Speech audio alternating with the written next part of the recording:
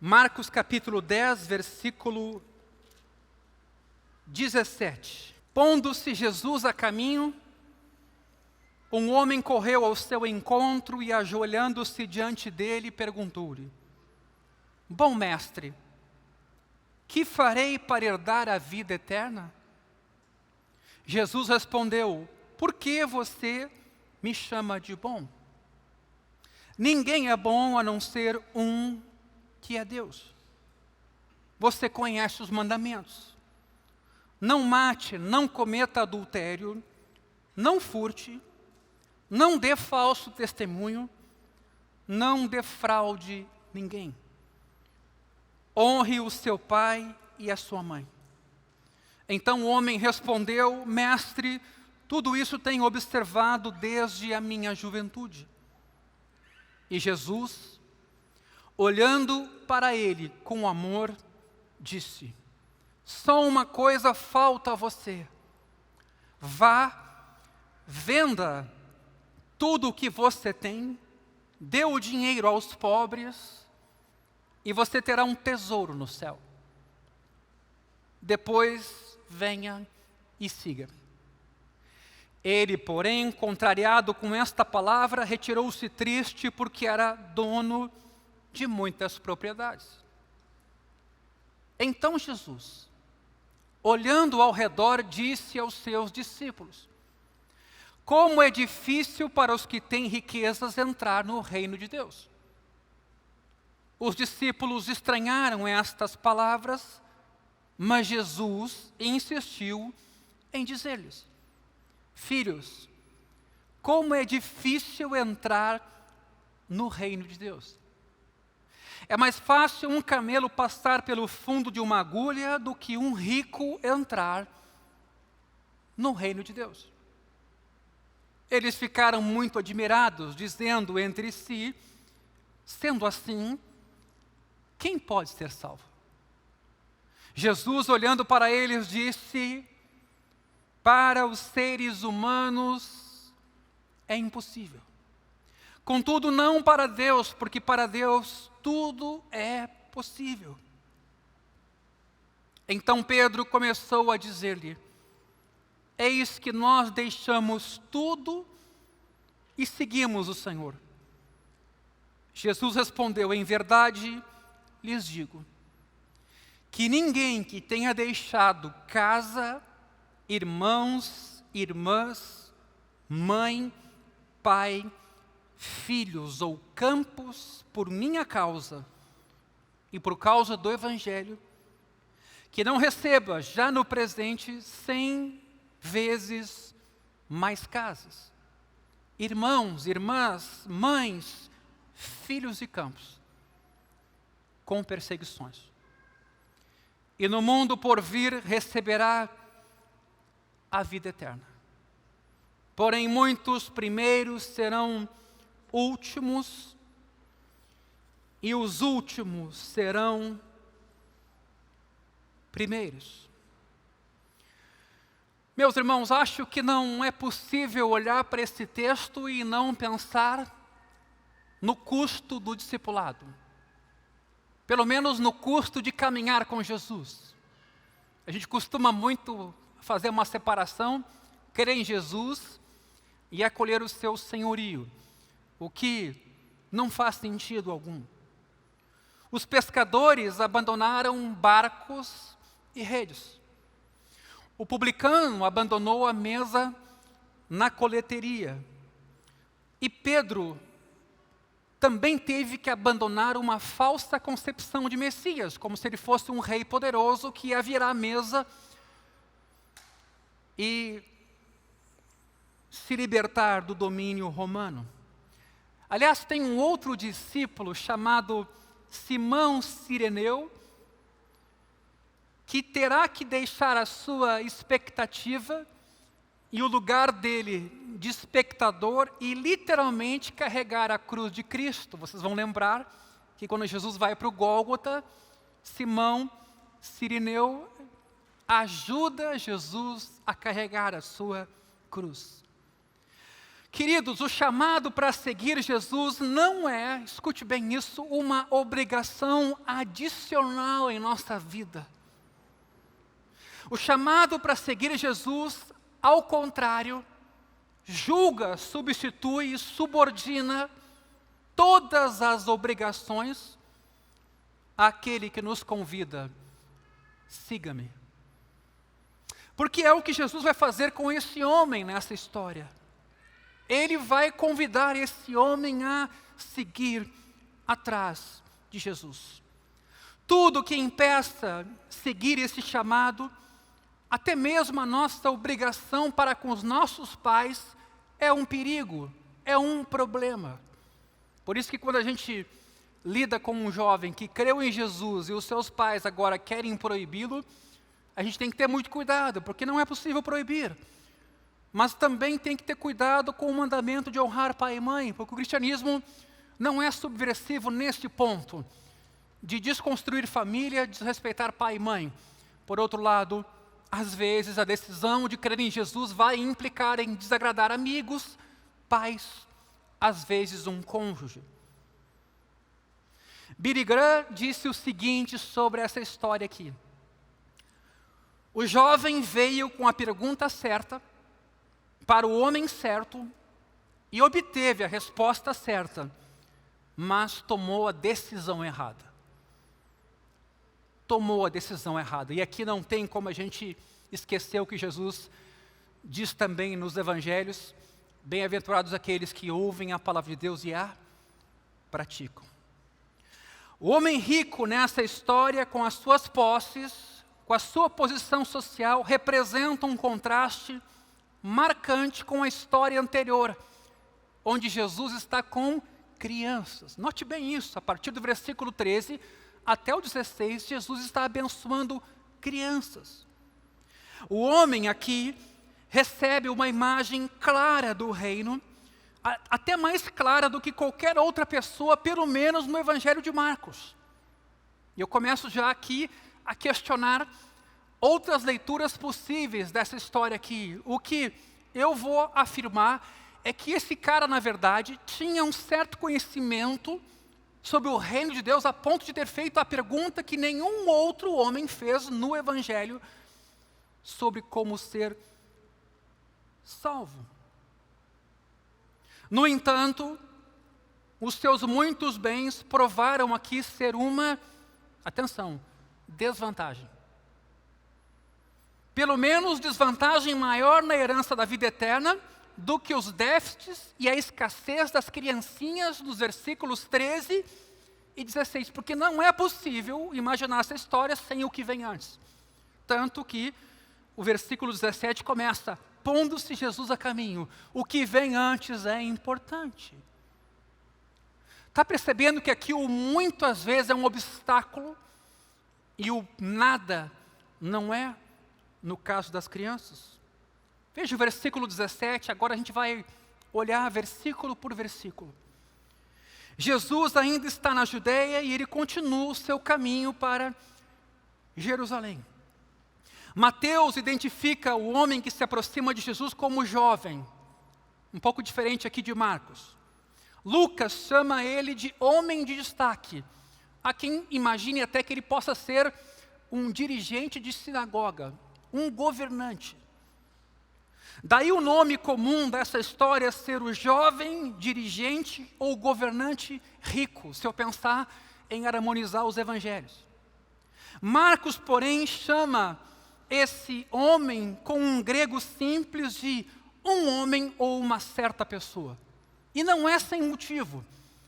Marcos faz isso talvez para mostrar que esse texto se aplica a qualquer um de nós. E que independentemente da posição social que a gente ocupe, esse texto sim cabe para nós. O texto diz que esse homem corre na direção de Jesus e se põe de joelhos diante do Mestre. Sua pressa e submissão sugerem de verdade o desejo de ser um discípulo. Bom mestre, ele pergunta, que farei para herdar a vida eterna? Ora, ninguém que tenha ouvido Jesus ensinar na Galileia fez uma pergunta de tamanha profundidade. Pensar em vida eterna e o que é possível fazer aqui e agora. Nem mesmo os próprios discípulos de Jesus até então haviam feito essa pergunta. Finalmente é feita a Jesus a pergunta essencial, que dá a Jesus uma oportunidade de explicar melhor o seu ministério, como a gente vai ver agora. Veja o versículo 18. Jesus não dá a resposta que o jovem rico quer, pelo menos não de pronto. Talvez ele sinta que a pergunta proferida pelos lábios desse homem não é, na verdade, a pergunta que vem do seu coração. Por que você me chama de bom? Retruca Jesus. Ninguém é bom a não ser um, que é Deus. Eu sei que aqui nós mesmos ficamos perplexos com essa resposta, mas Jesus não era bom. Mas olhe para o texto. Considere a postura de servo de Jesus e o fato de que ele procurava guardar sua identidade de Messias. Procurava se proteger até o tempo designado. Mais ainda, pense no que Jesus disse em João 5,19, o Filho nada pode fazer por si mesmo, senão somente aquilo que o Pai fazer. Jesus não está se colocando numa situação inferior a Deus, não está deixando de se chamar de bom, mas ele está entendendo que a sua missão ali é específica e é subordinada à missão que o Pai havia lhe dado.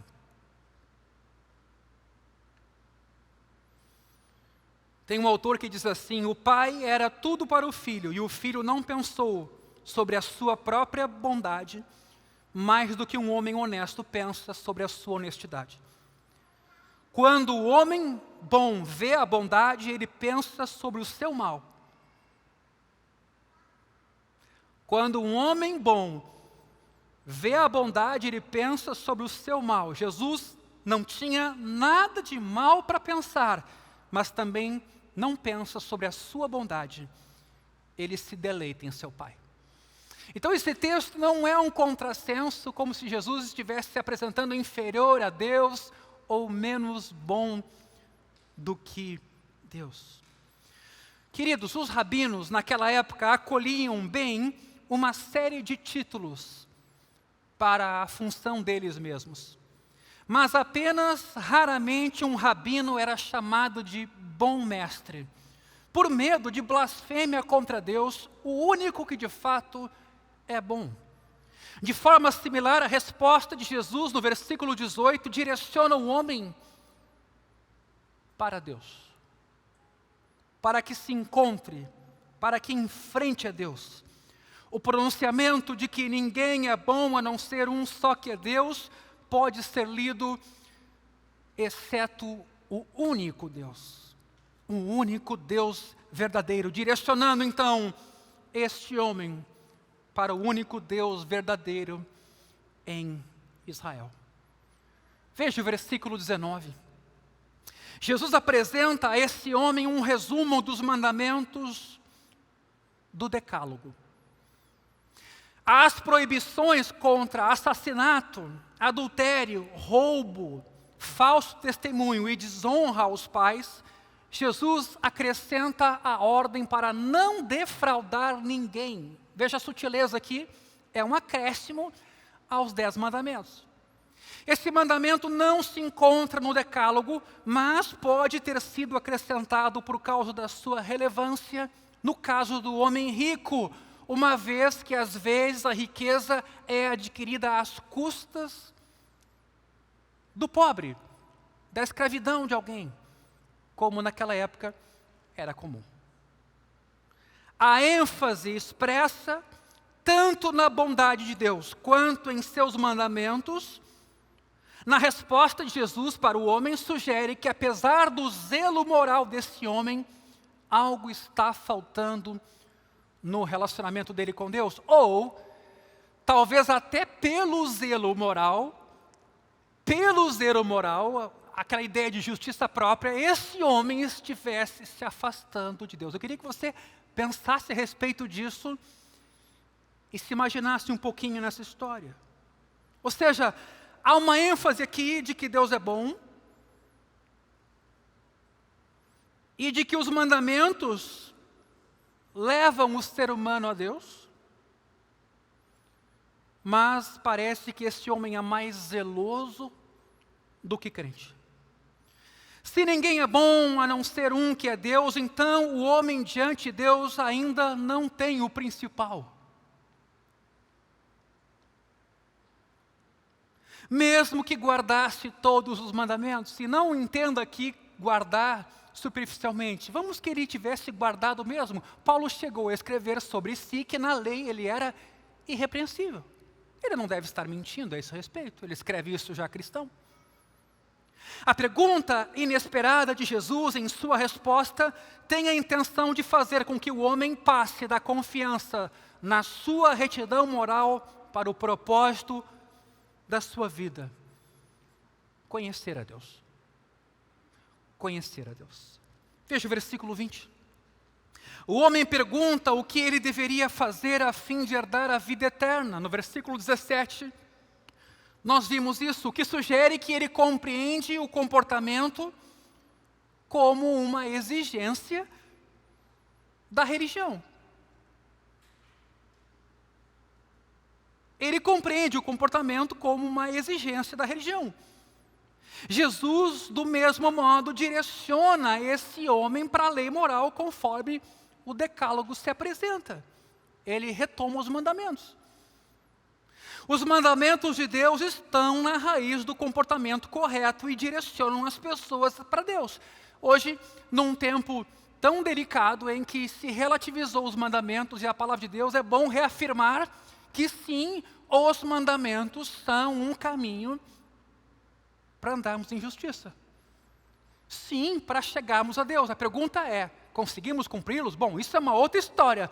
Mas que os mandamentos revelam a natureza, o caráter de Deus, sim, e o caminho para chegar a Ele, sim. Jesus não refutou a lei. Meus irmãos, os mandamentos de Deus estão na raiz do comportamento correto e direcionam, sim, uma pessoa para Deus. Mestre, disse ele, tudo isso tenho observado desde a minha juventude.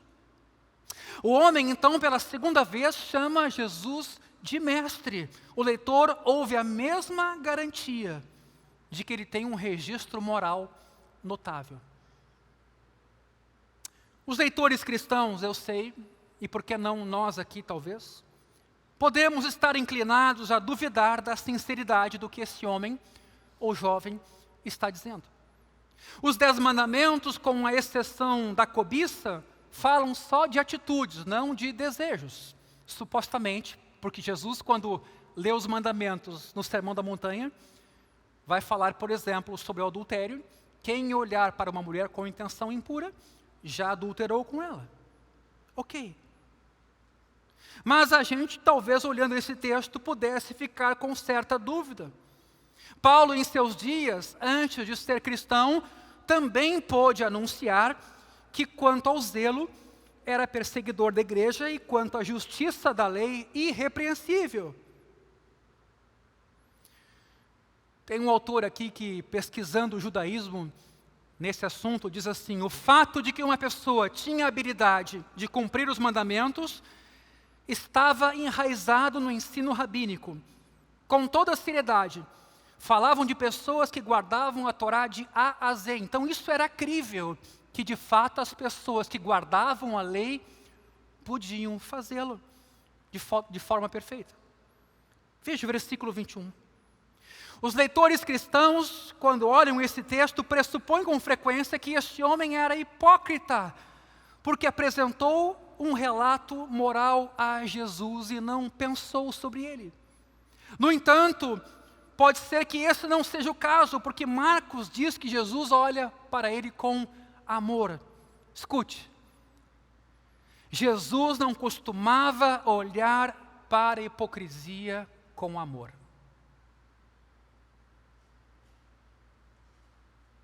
Jesus não costumava olhar para a hipocrisia com amor, usava firmeza, Não que na firmeza não há amor, mas aqui pensando na palavra compaixão.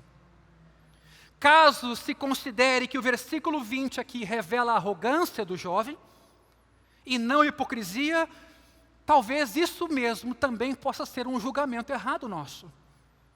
Considerando a afeição que Jesus tem por esse homem, parece mais razoável pressupor que a apresentação da bondade que ele faz é muito semelhante à de uma criança, sem reflexão, mas não necessariamente arrogante. Então eu estou tentando aqui desconstruir uma leitura que é comum desse jovem, ou desse homem, que é ou hipocrisia ou arrogância.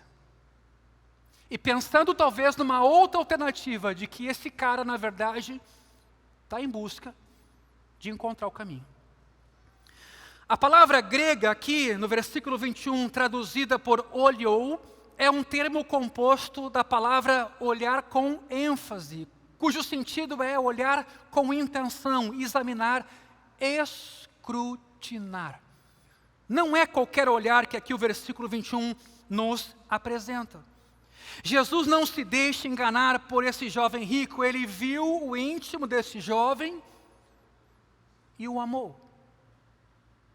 A palavra grega traduzida aqui por amor é a forma mais sublime de amor no Novo Testamento, cujo sentido é o amor que caracteriza Deus, o amor ágape. Queridos, talvez haja algo raro e admirável nesse homem, pois no Evangelho de Marcos não se afirma Jesus olhou com amor em relação a mais ninguém. Pressupunha-se ainda que se alguém seguisse a lei de forma fiel e objetiva, receberia a vida eterna. Nesse contexto é o que se pensa. Nessa passagem, Jesus então vai ensinar um caminho diferente. Podemos assumir que o homem guardava a lei, pois Jesus não desafia a afirmação dele em relação a esse aspecto no versículo 20. Contudo, mesmo que a lei fosse guardada, e aqui sim talvez algo importante nessa passagem, mesmo que a lei fosse guardada, o aspecto mais essencial não estava presente. Jesus diz, falta uma coisa para você, venda o que você tem, dá aos pobres, e depois você terá um tesouro no céu, em seguida vem e siga-me. Meus irmãos, como o reino de Deus é de certa forma irônico. Afirma-se na história anterior com as crianças que não faltava nada para elas, que não tinham nada.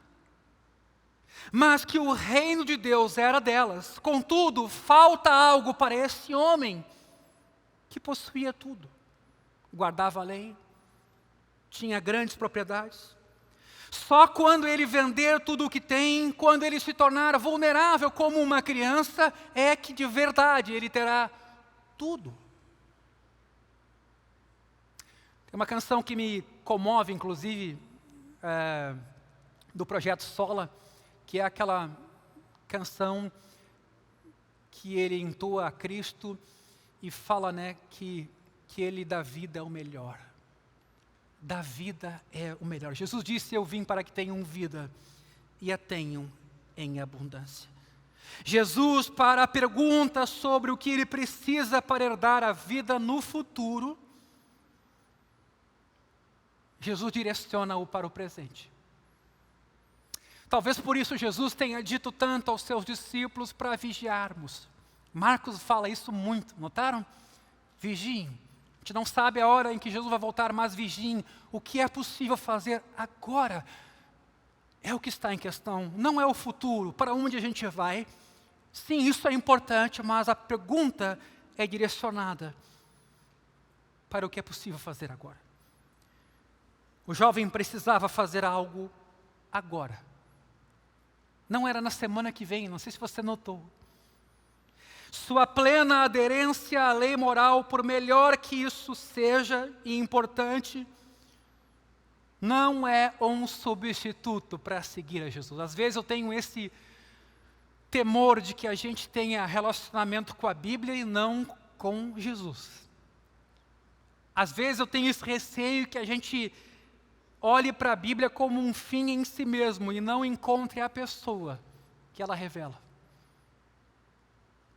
E não desfrutemos de um relacionamento. Por exemplo, o curso que a gente vai fazer agora, quarta-feira, não é para a gente ter instrução intelectiva, mas a instrução visa uma relação.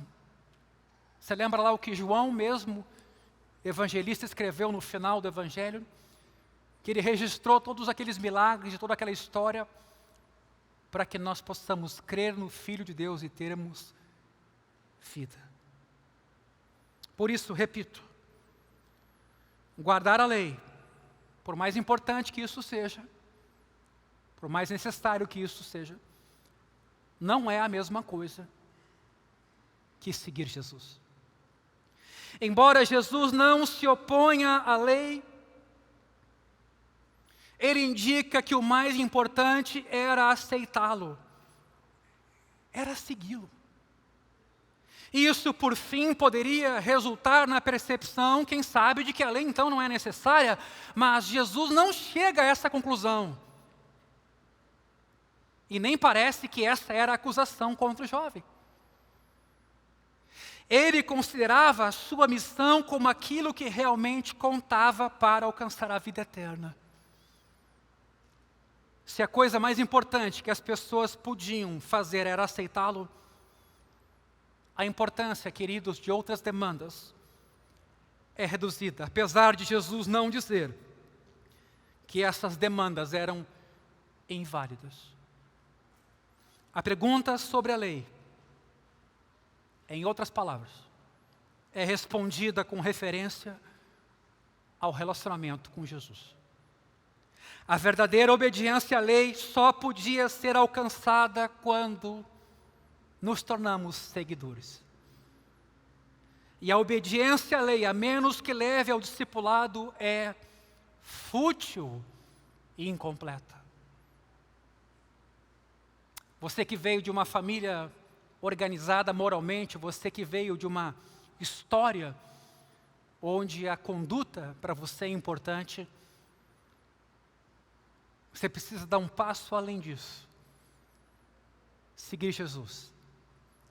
Confiar em Jesus, deixar inclusive tudo para trás. Até o seu suposto zelo e dedicação por um relacionamento com uma pessoa. Veja o versículo 22. Diante disso, ele ficou abatido e triste, ele se afasta. É duro para nós lermos esse texto. Porque o cara está indo perguntar a Jesus o que tem que fazer para ser salvo. E Jesus dá a resposta. E de repente, não era bem o que o jovem estava procurando. Sabe essa coisa que a gente tem? A gente diz que quer Jesus, mas quer fugir do inferno. A gente diz que quer Jesus, mas quer ser curado. Parece que na verdade a gente está querendo alguma outra coisa que não Cristo. Daqui a pouco ele queria um prêmio. E Jesus se apresenta como uma pessoa.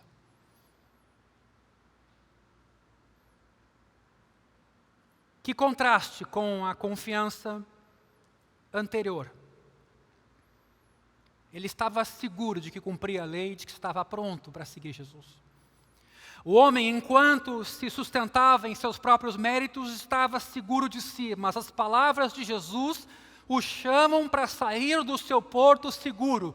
Meus irmãos, quando a palavra de Deus é pregada, uma das coisas que ela deveria fazer é nos desmontar. Num tempo tão complicado como o nosso, em que pastor virou coach e entusiasta das pessoas, quando a gente lida com o pecado e os males que ele causa em nossa vida, isso é visto com desprezo. É impossível ouvir as palavras de Jesus e não ser confrontado, não ser perturbado, não ficar triste, angustiado, não ficar em dúvida, não ficar, de alguma maneira, pensativo. Aliás, cuide. Cuide quando você vai ao texto, faz as suas leituras e isso não te toca. Cuida quando você não sai de um culto e de repente não sai comentando a palavra de como ela se aplica em sua vida. Cuida para você não perder a sensibilidade de se surpreender com a palavra, nem que seja a respeito dos seus pecados. Isso é fundamental. Essa é a ação de Deus em nossa vida o tempo todo. Pedrão lá, no próprio Evangelho de Marcos, vai tentar se mostrar sempre adiante de Jesus. Sempre preparado, até ele acha que tem dicas para dar para Jesus, quer prevenir Jesus. Chamou ele para um canto, cara, para de falar que tu vai morrer, tia. Deixa essa bobagem. E assim, tá achando que está fazendo um grande mal, um grande bem. O cara está na bolha, o cara está dormindo. Jesus chama ele de Satanás. Satanás, tu cogita das coisas dos homens e não das coisas de Deus. Meus irmãos, será que às vezes a gente está numa bolha? Será que a nossa família está numa bolha? Será que a gente olha no entorno e não entende o que está acontecendo? Será que eventualmente a palavra de Deus não nos tem tocado, não nos tem confrontado, não nos tem perturbado? Por que não tem causado certa tristeza e desespero? É evidente que o texto aqui, para quem está lendo de fora, mexe conosco. Esse convite de Jesus para deixar o porto seguro aconteceu quando também Jesus chamou os discípulos para içar a âncora e se lançar em mar aberto, onde não tem segurança, só tem Jesus. Marcos descreve a sua reação com uma palavra descritiva em grego, stignaisen, que tem o sentido de chocado, alarmado, nublado como o céu. É uma outra maneira de traduzir esse texto. E aqui a gente pega então a parábola do semeador, quando diz lá que o engano das riquezas sufoca a palavra. Com esse sentido, Jesus já havia ensinado isso. Uma pessoa que leva uma vida exemplar, ainda assim pode ser idólatra. Uma pessoa que leva uma vida exemplar, ainda assim pode ser idólatra. Lembre do filho mais velho na parábola do Deus pródigo. Nunca esqueça isso. Esses dias eu falei com um jovem e disse, você é o filho mais velho na parábola. E ele disse, é verdade. É uma pessoa correta, é uma pessoa dedicada. Você olha para ela e você não diz que ele, superficialmente, não é piedoso, mas ele sabe o que tem lá dentro do seu coração. E o quanto ele se sente melhor do que os outros. Será que todos nós não temos um pouco do irmão mais velho? De sentirmos que aquilo que a gente faz ou é, nos faz superiores a quem está pertinho da gente. Uma pessoa, repito, que leva uma vida exemplar, pode ser um idólatra. Por isso que Jesus chegou a dizer aos religiosos, eu não vim para os sãos, eu vim para os doentes. Jesus também tinha vindo para aqueles caras. Mas eles não achavam que estavam doentes. A partir desse relato, o que devemos deduzir sobre riqueza e pobreza? É uma outra pergunta que se faz. Duas coisas podem ser ditas sobre a atitude da Escritura em relação às posses. Por um lado, a riqueza era considerada, sim, um sinal da bênção de Deus. Por isso a surpresa do jovem, por isso a surpresa dos discípulos. Você não notou na segunda parte da história que os discípulos não entendem o que Jesus está dizendo?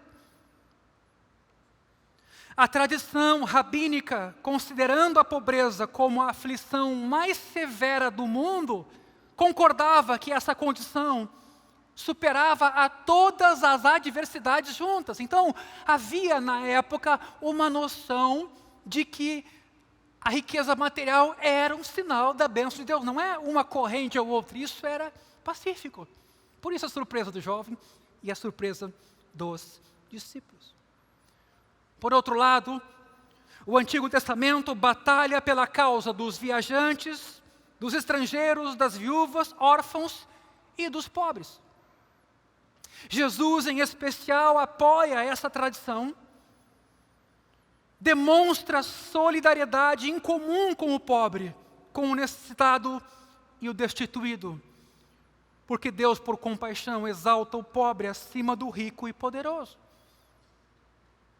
Isso é bíblico. Se você vê a oração de Ana, você chega a essa conclusão. Olha a oração de Maria, a Virgem Mãe de Deus. Não se assuste, isso é bíblico. Jesus era Deus, homem. Maria, a Mãe de Deus, na sua oração em Lucas capítulo 1, faz exatamente isso, que Deus exalta os humildes. Ali a humildade não é de coração, é material mesmo. Jesus não ensina, nem considera a pobreza um ideal. Mas, como aqui considera, realmente, agora escute, a consciência da necessidade que resulta da pobreza é uma bênção. Você já percebeu algumas situações na vida em que você ficou carente? Você se deu conta que você não é nada, que você é pó mesmo? Isso muitas vezes acontece com o dinheiro. Falta comida, falta luz, falta água, perde o emprego. Você reavalia um monte de coisa. Eu vou repetir isso aqui. A consciência da necessidade que advém da pobreza é uma bênção. Por isso que quando às vezes o sofrimento vem nesse sentido, não reclame, louve a Deus. Deus é bom. Está tirando o teu porto seguro, está tirando aquilo em que tu baseia a tua fé, está roubando o teu Deus, está fazendo isso Ele mesmo, tirando o teu ídolo. Por quê? Porque essa consciência da tua necessidade vai te fazer olhar para o que realmente importa. Os maiores inimigos da fé e da obediência são, meus irmãos, a satisfação consigo mesmo e o orgulho. Não é o diabo.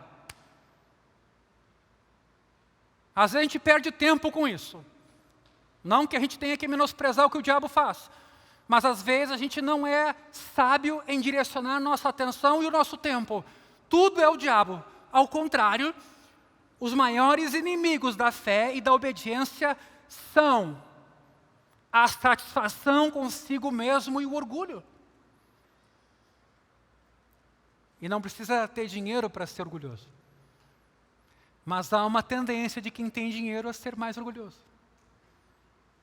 Está lá, bem apoiado, bem estruturado, seguro. Não adianta dizer dinheiro e orgulho não tem nada que ver uma coisa com a outra. Isso é um engano. Não caia nisso. E é interessante que Jesus aqui está lidando com o dinheiro, com um jovem que quer segui-lo e com os discípulos que estavam seguindo ele. Esse assunto não é menos importante no Evangelho. Não é menos importante. Ele olha agora para os discípulos. E aí?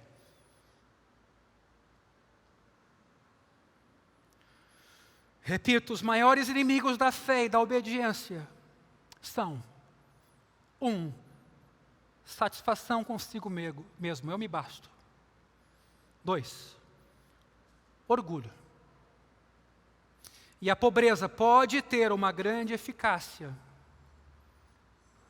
em nos ajudar com esses obstáculos.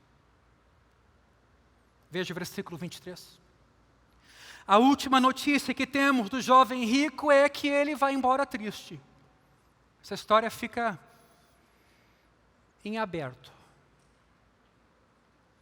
Marcos, sem dizer nada mais, diz tudo.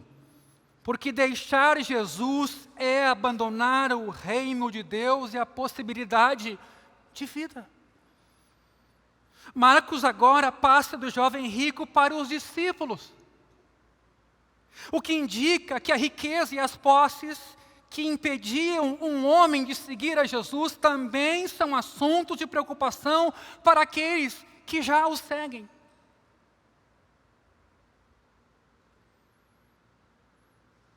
Quantas foram as pessoas que na minha caminhada, na minha só, eu conheci que quando melhoraram economicamente de vida, mudaram na igreja, mudaram no serviço, mudaram com os filhos, mudaram com os amigos, aliás, mudaram de amigos.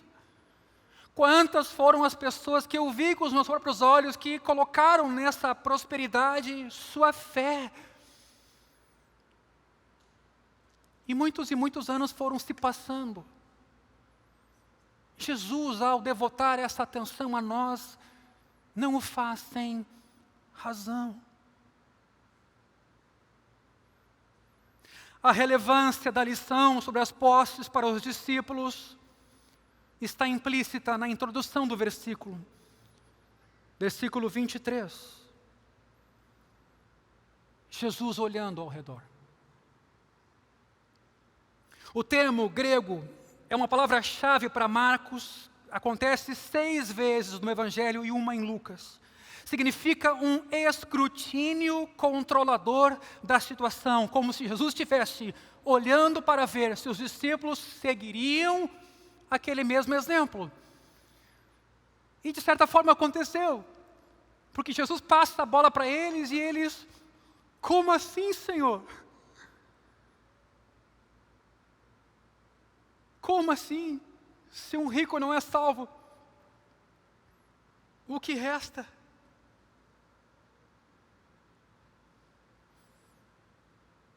Jesus alerta 2 vezes. Não sei se você percebeu isso, mas 2 vezes ele diz: como é difícil ao rico entrar no reino de Deus. Com todo respeito, nessa manhã, esse é um assunto que não tem sido muito falado e a gente tem mais caminhado nessa esteira histórica de que a riqueza é um sinal da bênção de Deus. E a gente descansa. E às vezes até o pastor não vai tocar muito nisso, porque para ele é importante ter pessoas com dinheiro na congregação, para que as ofertas aumentem, para que os projetos avancem. Mas, meus irmãos, o reino de Deus não é comida, bebida, o reino de Deus é o reino de Deus. Sabe? Quem fez o caminho, que se fez até aqui, já entendeu pelo menos alguma coisa, não entendeu tudo, mas que o reino de Deus não é dinheiro, não é poderio político, a gente não precisa de nenhum pistolão. A gente precisa que Deus esteja em nosso meio. Que Ele more em nós pela fé. É o que você precisa. Você tem fome e sede da palavra de Deus. E é isso que vai ser o teu alimento. Mas o que dizia é que na maioria das vezes a gente tem ressaltado a bênção da prosperidade material. E não tem alertado para os perigos dela.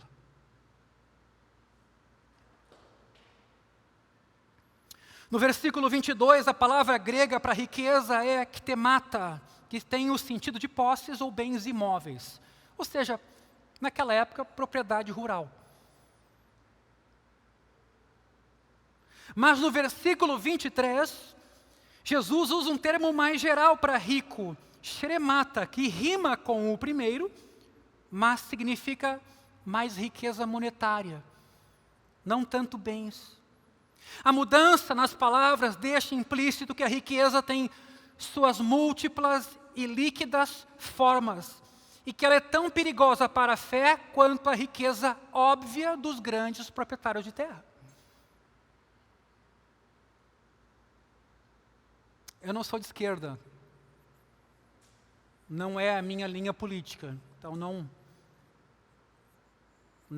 me rotule aqui com nenhuma palavra do gênero. Não, eu estou pensando sobre o que Jesus diz. Porque esse é o problema do conservador. Ele olha o que o esquerdista diz, às vezes, em algum sentido, embora o alicerce errado, o que ele fala tem fundamento, a gente é esquerdista, não dá para ouvir. Não, vamos ouvir Jesus aqui. Jesus está falando do perigo das riquezas.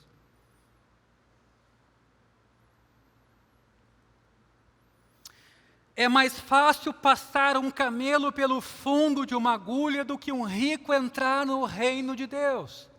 O senso de humor dessa fala é evidente. Jesus usa aqui um exagero, mas não diminui a contundência do que ele está falando. O fundo de uma agulha não é uma pequena porta da cidade através da qual camelos conseguiam entrar em Jerusalém quando se ajoelhavam.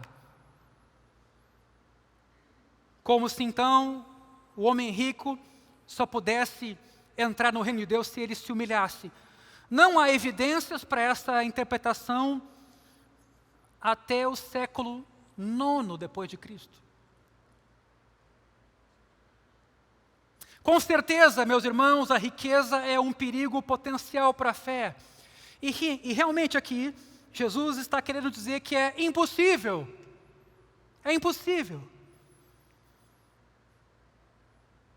que o rico por si só entre no reino.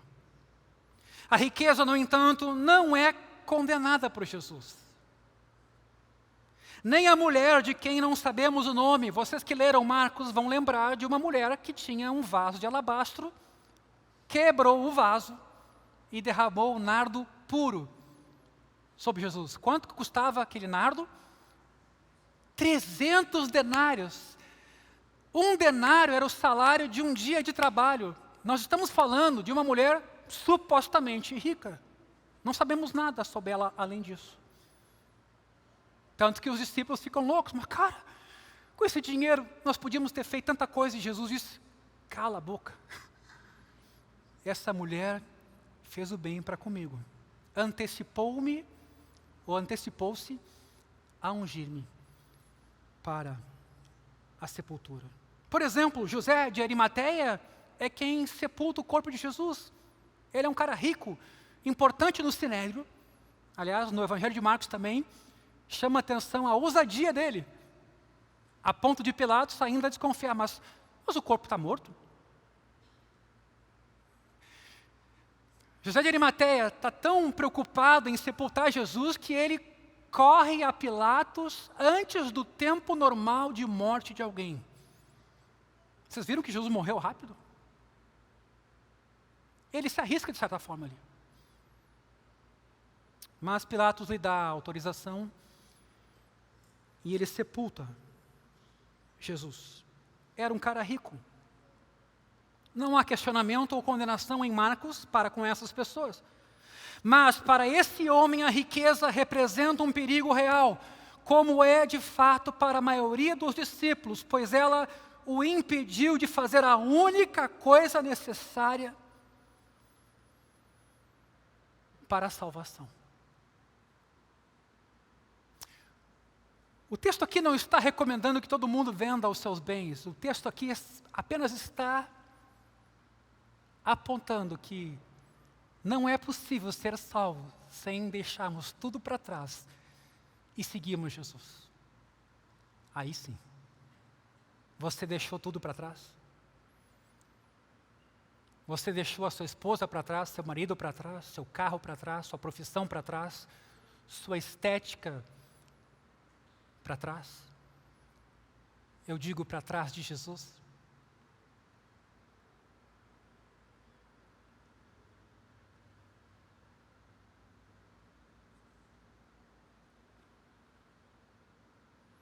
A riqueza pode existir e com frequência ela existe em outras formas que não a material. Meus irmãos, qualquer coisa que leve os discípulos a esquecer a pobreza e a atitude das crianças e que nos impeça de seguir a Cristo, isso também é um camelo tentando passar pelo fundo de uma agulha. Eu vou repetir. Qualquer coisa que leve os discípulos a esquecer a pobreza e a atitude semelhante à das crianças diante de Deus e que os impeça de seguir Jesus, isso também é um camelo diante do fundo de uma agulha. Veja o versículo 26, a reação dos discípulos faz paralelo com a do jovem rico. O texto diz que eles ficam admirados, ou seja, eles também ficam surpresos. Perplexos, o texto diz.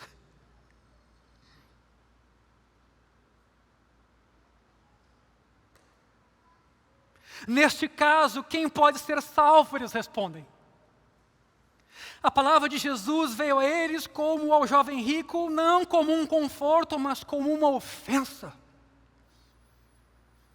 O Evangelho não deixa de ter essa dimensão de ofensa, de que você não pode se salvar, de que você não é bom como você pensa, de que você, se seguir o seu caminho, vai morrer em delitos e pecados, de que você está aquém do que é necessário para ser salvo. Isso é ofensivo para o ateu, isso é ofensivo para o moralista.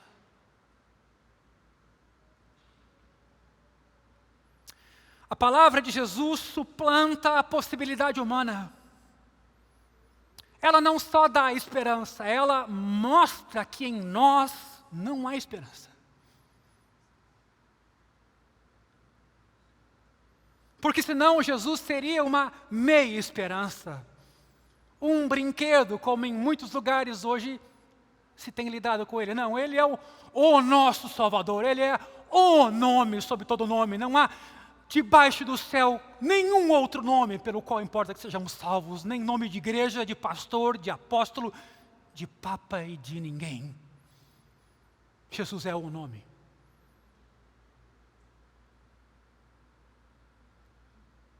Jesus e sua palavra levam os discípulos para o íntimo, onde eles descobrem fraquezas, incapacidades, inadequações. Sim, porque na maioria do tempo eles estão juntos, suprindo comida, bebida, hospedagem, preparando o cenáculo para a Páscoa, mas de repente Jesus dá aquela direita, sabe, ou um cruzado, e despe eles. E mostra realmente o que está no coração deles. A ordem de Jesus faz com que tomem consciência do que eles não têm. Você está entendendo a ideia do politicamente correto? De você não dizer que é pecado comportamentos, atitudes e posições. Não, isso é ofensivo. A sutileza de uma agenda politicamente correta.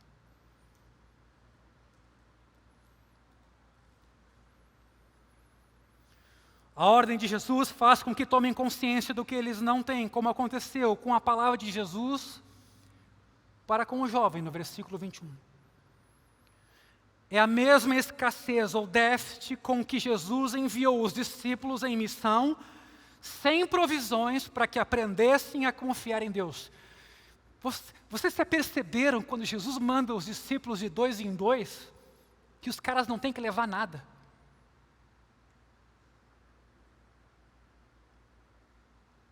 Os caras mesmo, mas como assim, Senhor? A gente vai como? Vão que Deus vai suprir vocês. Mas aquilo era uma escola. Aquilo era um aprendizado. E eles viram demônios saindo de pessoas, gente crendo no Evangelho, enfermos curados. Sabe quando Deus nos permite essas experiências para a gente dar valor àquilo que é importante? A gente se aliena, queridos. Fácil. Com uma carreira, com uma casa, com um apartamento novo, com um carro, a gente cai rápido. O senso de inadequação dos discípulos diante de Jesus é severo, mas é bom. Tem um texto que eu gosto muito, Romanos 11, 22, que ilustra muito isso. Vamos projetar aqui. Considere, pois, a bondade de Deus e a severidade de Deus. E essas coisas se combinam, severidade com bondade, bondade com severidade. Uma deficiência benéfica que tem a intenção de afastar a confiança nas próprias habilidades, para que confiem naquele que é o Salvador deles. Jesus olha para eles de forma intencional e com conhecimento, da mesma forma que fez com o jovem rico. A palavra grega emblepo no versículo 21 e 27, significa que ele percebe a intenção de algo ou de alguém. Ele vê o que eles não veem. A resposta, sendo assim, quem pode ser salvo? Que para os discípulos parece então indicar futilidade, incapacidade, sem que eles se deem conta, uma porta para a esperança. Porque é ali onde não há solução que superabunda a graça. Essa, por fim, é a pergunta certa, e isso esclarece o fato de Jesus responder essa pergunta sobre o discipulado, quando ele evitou a pergunta do jovem rico sobre a salvação. Aqui não, aqui ele vai responder mesmo. A pergunta revela a futilidade dos esforços humanos diante de Deus. A possibilidade de eles verdadeiramente seguirem Jesus é tão impossível quanto do pai curar o filho epilético. Jesus, de fato, responde aos discípulos como respondeu ao Pai. Para o homem é impossível, mas para Deus não. Todas essas coisas são possíveis para Deus. Nem o pai do menino epilético, nem os discípulos têm em si o poder de fazer o que Jesus pede deles. Jesus mesmo será lançado na toda a suficiência de Deus quando no Getsêmani, diante do terror da cruz, ele mesmo ora: Abba, Pai, tudo te é possível. Meus irmãos, a palavra de Jesus deixa evidente no íntimo dos discípulos, de cada um de nós, o que devia ter ficado evidente na vida do homem rico: nossa deficiência.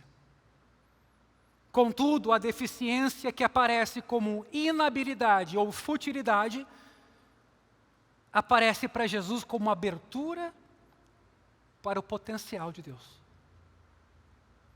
Não são eles que farão algo por Deus ou realizarão a palavra dele, mas Deus realizará a sua palavra no íntimo de cada um deles, assim como fará na vida de cada um de nós. O que Deus ordena, Ele provê. Há nessa troca entre Jesus e os discípulos o inconfundível cerne da doutrina da graça. Hoje você teve aqui uma certa noção do que é a doutrina da graça. Porque se fala bastante de graça, a Bíblia apresenta muito o termo graça, mas essa aqui é a essência da doutrina da graça, é levar o ser humano a um conhecimento de si mesmo, à luz de Deus, que ele se dê conta que é incapaz, carecedor completo de meios.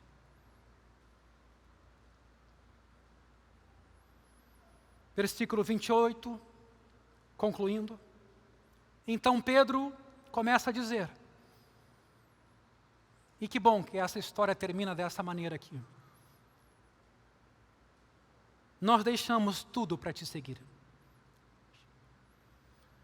Se para o homem é impossível, escute bem agora, qual é o valor dos sacrifícios humanos, que embora estejam longe do ideal de Deus, ainda são genuínos, que nós fazemos, e são custosos ao nosso ver?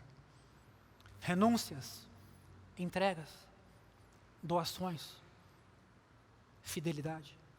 Será que os sacrifícios de Pedro, de ter deixado tudo para seguir Jesus, não valem nada? É o que a gente pode inferir dessa história. A afirmação lastimosa de Pedro no versículo 28 é um pedido por afirmação, por resposta, em face de um padrão que ameaça reduzir a insignificância, não só Pedro, mas cada um de nós e o que a gente faz. Jesus então responde, nos versículos 28 e 29, que os sacrifícios de Pedro e dos discípulos, em nome de Cristo, sim, serão recompensados 100 vezes tanto neste mundo como na vida eterna por vir. Meus irmãos, o fato notável sobre essa lista do versículo 29 é que nossa rede natural mais essencial de relacionamentos, casa, família, campos, tem que ser abandonada. Pois o chamado escandaloso de Cristo assume prioridade sobre todos eles e exige rompimento de alianças quando estas estão em equivalência à aliança com Deus. Repito isso. O notável na lista do versículo 29 é que nossa rede natural mais importante de relacionamentos e compromissos, nossa casa, nossas famílias e nosso campo, precisa ser abandonada. Pois o chamado escandaloso de Cristo tem prioridade sobre tudo isso. Não é possível seguir Jesus com bagagem antiga.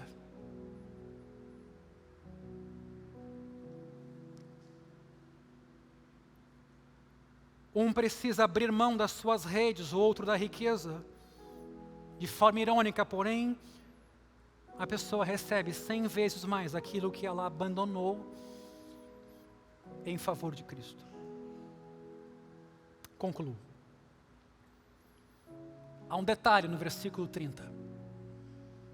A palavra perseguições aparece. É o único termo negativo dessa lista. Sua presença aqui lembra os discípulos de que a existência cristã não é uma utopia. A fé cristã não é uma pólice de seguro contra toda a adversidade e tribulação, como você ouve fora. Você está enganado.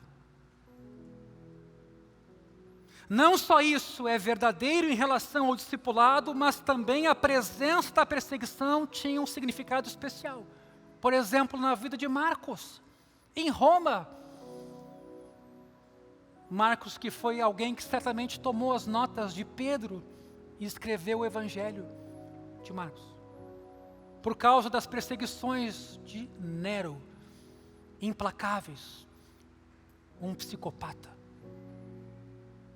O sofrimento deles e todo o sofrimento que resulta da fidelidade ao Evangelho não são um sinal de abandono ou desfavor divino.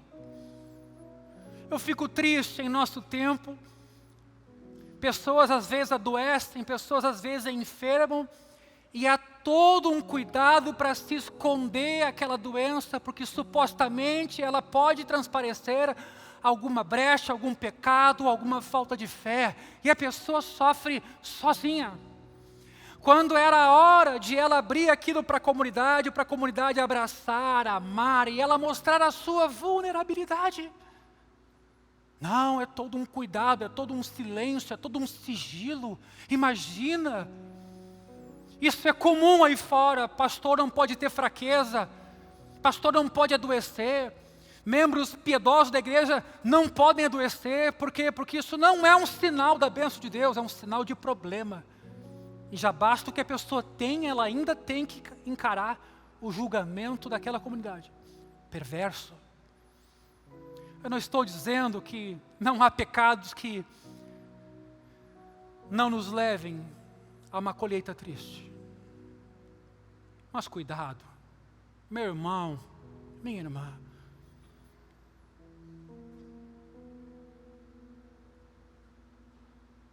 Todos os apóstolos foram martirizados. O último deles, João, morreu numa ilha de Patmos. Cadê a teologia da prosperidade aqui? Cadê a onipotência? Cadê os superpoderes que blindam a gente?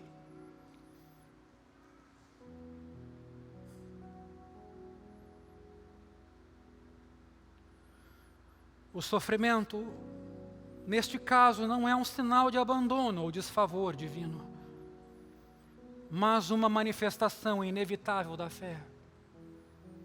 Aliás, quando a gente não é perseguido, tem que perguntar por quê. Quando a gente não é um certo problema no trabalho, tem que perguntar por quê.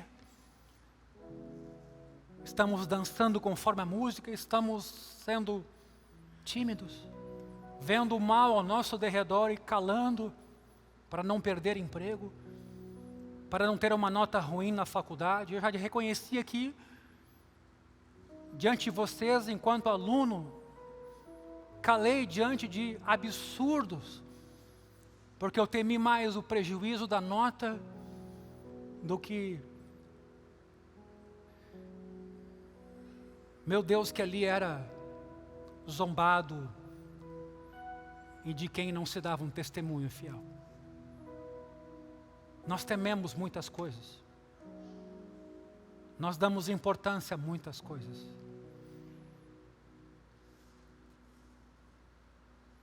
Jesus não aceita alianças divididas. Ele quer você por inteiro. Não te aceitará de uma outra forma. Não se engane. O amor de Jesus é zeloso. Por isso ele deixa as 99 e vai atrás daquela que se perdeu. Todavia, conceber o discipulado apenas em termos de custos e sacrifícios é entender mal a mensagem. E uso aqui uma metáfora. É como se o noivo, ao se casar com a bela noiva, só pensasse em tudo o que teria que abrir mão para estar com ela. O que é um absurdo. Jesus, em resposta a essa afirmação de Pedro, que deixou tudo para segui-lo, promete 100 vezes mais. Os sacrifícios que eles fizeram ao deixar casa, irmãos, mãe, pai, filhos, campos, não são nada comparados com o retorno que receberão na comunidade de fé e no céu, na vida por vir. Queridos, a gente dá tão pouco valor à nossa comunidade. Talvez é nela que Deus nos vai presentear, é nela que Deus nos vai agraciar, é nela que Deus vai derramar as suas bênçãos por meio da vida dos irmãos. Mas muitas vezes nossa vida aqui é entrar e sair sem falar com uma pessoa sequer. Isso está errado. Digo para você, isso está errado. Você não entendeu o que é ser corpo de Jesus, você não entendeu.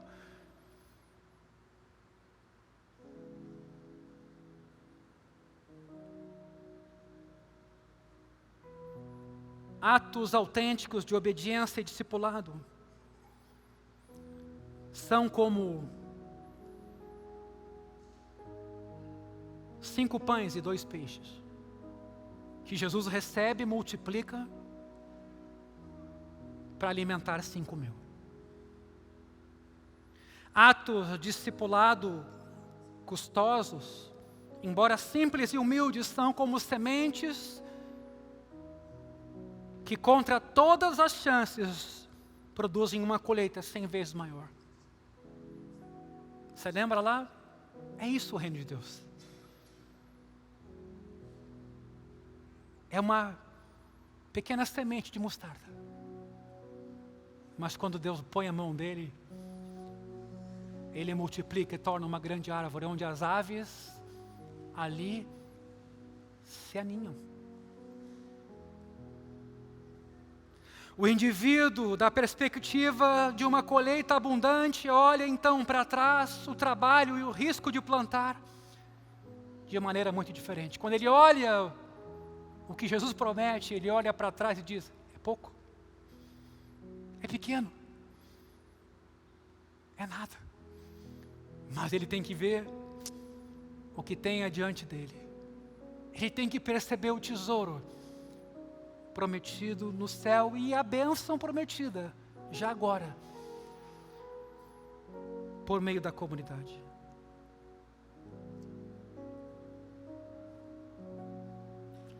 O milagre e a abundância da colheita confirmam a justiça do ato custoso de plantar. E a minha última frase é essa aqui.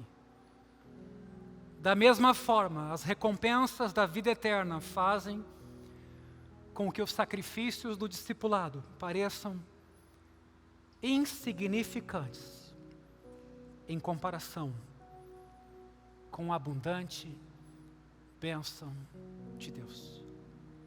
Meus irmãos,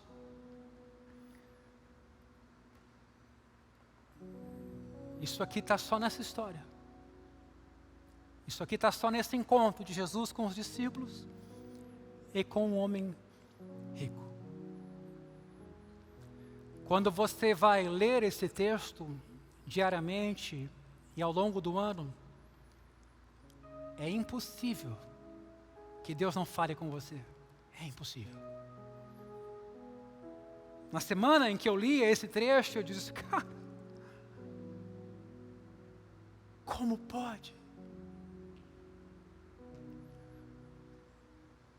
Por isso a minha oração nessa manhã é que essa palavra tome teu coração. Que teus olhos espirituais sejam abertos para Jesus, para o reino de Deus prometido e para 100 vezes mais que Ele promete aqui agora. E a gente não tem pego isso, não tem percebido, não tem desfrutado disso. 100 vezes mais.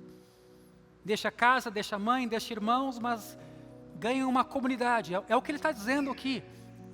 A comunidade dos crentes e a comunidade missionária, que são as pessoas para quem a gente vai falar de Jesus. É isso, não tem outra interpretação. O 100 vezes mais é aqui no nosso meio. Entregue a sua vida. Ofereça seu coração. Entregue os teus ídolos. Derrube eles todos. Você pode achar que tem uma pequena semente, e é isso mesmo. Mas Jesus tem uma capacidade de transformar pequenas sementes em árvores. Pequenas colheitas em grandes lavouras. Incrível. E é por isso que você está aqui. É por isso que eu estou aqui. É por isso que Jesus chama um Pedro da vida, um Tiago, um João e até um Judas.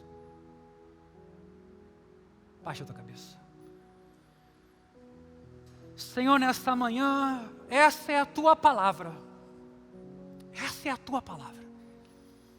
Essa é a tua palavra. Ao ouvirmos a tua palavra nesta manhã, nós dizemos, eis-nos aqui. Nos ajuda a compreendermos, nos ajuda a enxergarmos, nos ajuda a ter a nossa mente iluminada. E o nosso coração liberto das cadeias, das coisas pequenas, fúteis e vazias deste mundo, com as quais nosso coração tem sido sobrecarregado. E o desespero é inevitável, a preocupação é inevitável, e o cansaço é inevitável. Jesus nos ajuda a perceber para o que fomos chamados. Nos ajuda a entender esse chamamento, nos ajuda a dar os passos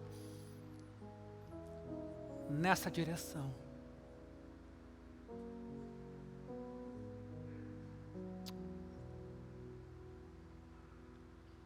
É o que eu te peço.